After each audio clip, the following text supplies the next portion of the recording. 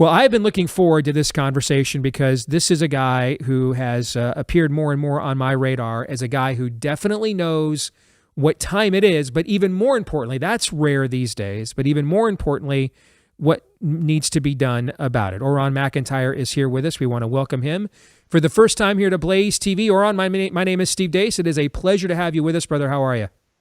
Doing great, Steve. Thanks for having me so much. You bet. Give us a little bit about your background, man. Where'd you come from?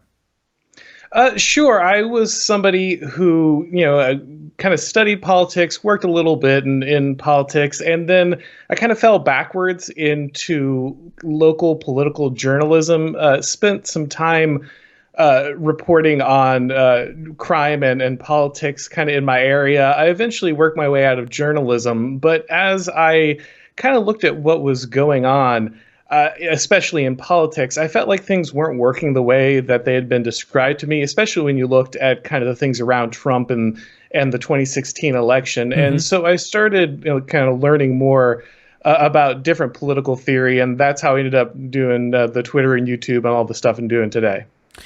You use a phrase frequently that has subconsciously seeped into my own lexicon, so I want to make sure I give you original credit for it. You use a phrase, the total state. What does that mean? Yeah, absolutely. So when we look at our government, we more and more see the intrusion in our whole culture of this ideology. This political ideology is involved in everything. It's involved in our sports. It's involved in our movies. It's involved in our hobbies. It's involved in every aspect of our society. And if we were looking at a more totalitarian state, a more formally totalitarian state like Nazi Germany or Soviet Russia, we would immediately understand this idea of the total state, right? Because there's formal organs of propaganda that ensure, like a Politburo or a minister of propaganda, that make sure this stuff is everywhere in our society. Mm-hmm. But we see this in our own society in America now, and many people don't understand what's going on with it. And so I kind of always refer to that idea as the total state. I think that's something, I'm going to be 49 here in a week, and my generation, and I'm just looking at you, I hope you don't mind I'm profiling you. I think we're probably both Gen Xers, I would guess. And we were the last generation. We were on the tail end of still being able to sing Silent Night at a public school Christmas program, right? We were on the tail end of, at the Little League ballpark, no one had a clue who voted for Michael Dukakis and who voted for George H.W. Bush. It just did not come up, and no one would even think about bringing it up, right? It was just, we were probably the last kids to grow up in an American society that it wasn't contemplated, if not assumed, everything had to be politicized at all times. And I think of, the era that our kids are growing up in now, or millennials or Gen Zers. They can't contemplate a society where everything is not completely politicized. This is what you mean by the total state, right? Absolutely. In the total state, it's your duty to constantly signal your allegiance to the state, right? And this is what we see, especially when it comes to the educational system and what's happening with kids right now. It's important for the regime to get to them as young as possible and indoctrinate them as thoroughly as possible, and make sure that if their parents aren't parroting back these state ideologies at every moment, there's possible legal or social or employment ramifications around every corner. And so we have basically these tiny little Politburos, these commissars installed in every corporation, every educational institution, called HR managers, right? And it's literally their job to make sure that at no time anyone involved in those organizations makes a statement against kind of the ruling party. And so even though we do not have a formal technical hard totalitarianism, we see many of the same elements emerging even across kind of this public-private distinction that we like to pretend in America kind of protects us from this phenomenon. Mm-hmm. The first time I began to see kind of mustard seeds of what you're talking about was during the Occupy Wall Street era, which was about a decade or so ago. And I did a debate with an occupier, I think it was in Wichita or somewhere in Kansas, and I was fascinated. I came away very fascinated with that debate, Auron, because I actually agreed with almost all of his criticisms. Remove the labels. I mean, I would argue he was misappropriating the term capitalism and conflating it with corporatism. Okay, but if you get rid of that, though, and just look at the practical application of his laments and what he was asserting, I actually found myself agreeing with many of his complaints.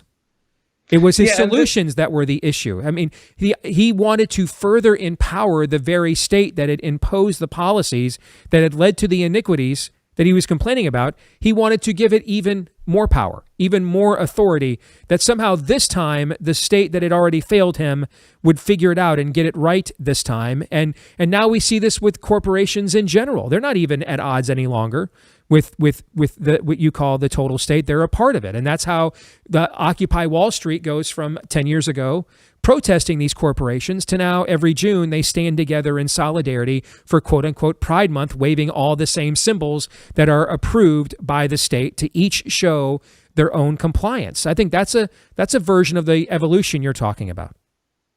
Yeah, the radical left didn't actually oppose the goals of the system. They simply wanted to accelerate them faster than the system was comfortable going. They wanted to, the radical left, things happen now, as where charge understood to boil the frog slowly. So that's why we see so many radical leftists line up now with corporations and government offices and all the people that they pretended that they used to hate, because they have the same social goals. They want to see the same thing. They want to see the destruction of parental rights. They want to see the consolidation of power into these mass organizations. They just want to see it happen quicker. They want the promises of the revolution to happen right now. And so that's why they cast themselves in opposition to these powerful entities, even though they actually agreed with them in almost every way. This is how we've seen in the last year, the New York Times has gone from being the newspaper of record against corporate greed to literally just ripping and reading and cutting and pasting press releases from big pharma corporations and calling them news stories and just putting them in news stories as headlines and their claims without any critique or any skepticism whatsoever. People who are like, corporations are terrible, greedy, and they're polluters, but I will let them completely and totally inject me as many times as they want with a magic potion substance, and I'll actually hate you for suing to reveal the documents of what's actually in the substance. I just want to take it sight unseen as many times as I possibly can.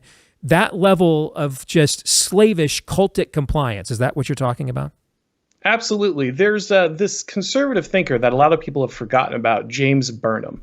He was one of the founders of the National Review, but for some reason he's been largely forgotten. And he wrote a book called The Managerial Revolution. And what he explained was that in the 20th century, we had obviously three big ideologies: fascism, communism, and kind of liberal democracy arise. But all of these, including liberal democracy, were part of this managerial revolution.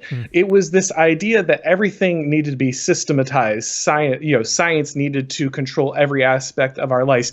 Everything could be micromanaged, and we needed larger and more powerful bureaucracies in every aspect of our society to kind of achieve these goals.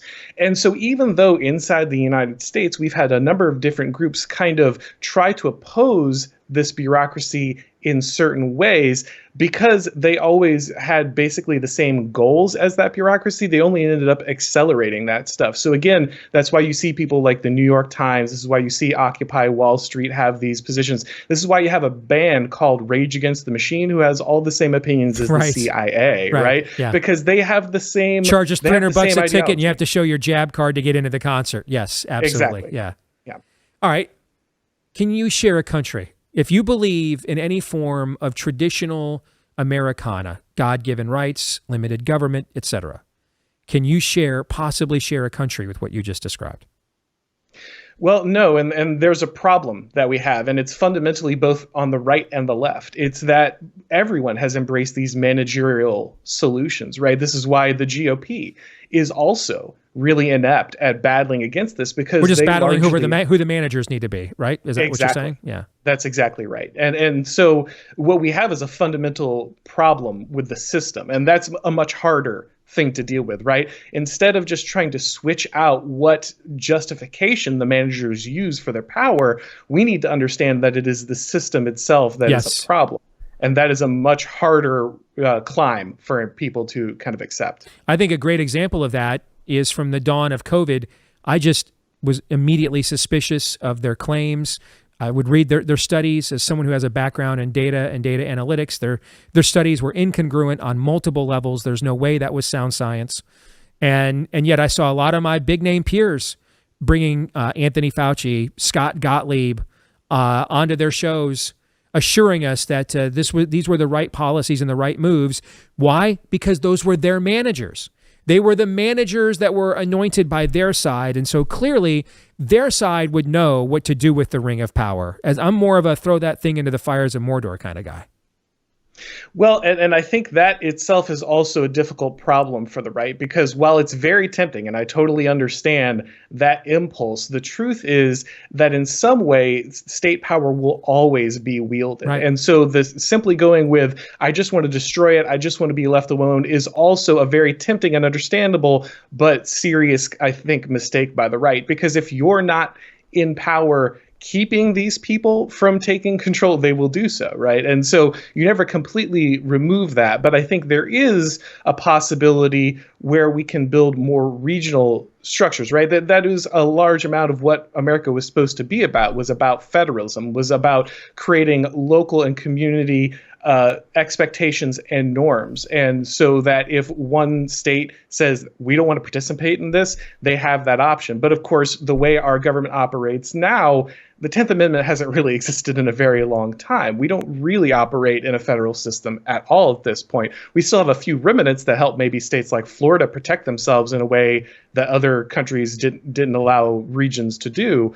But in general, we do not have that different regional autonomy that would allow people to kind of protect themselves from that centralized government power. So I don't know if it's all about throwing the ring into Mount Doom, but understanding that what we have is a system that is kind of corrupt from the bottom to the top, and that there's a fundamental restriction that has to happen if we're going to kind of escape this, this kind of stuff that gets forced down through the federal government with things like COVID.